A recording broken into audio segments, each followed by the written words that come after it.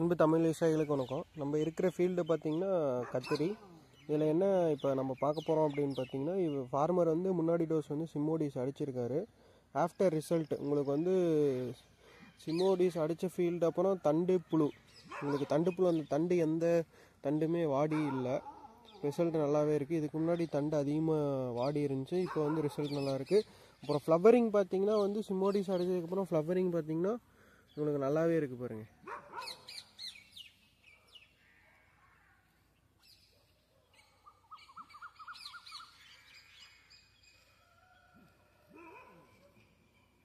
அப்புறம் காய்ப்புழுவுமே எதுவுமே இல்லை உங்களுக்கு பார்த்தீங்கன்னா, காய்ப்புழுவோ தண்டு புழுவோ எதுவுமே இல்லை.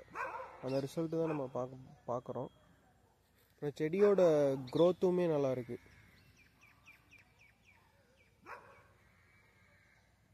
டோசேஜ் பார்த்தீங்கன்னா உங்களுக்கு வந்து 2.4 ml per liter.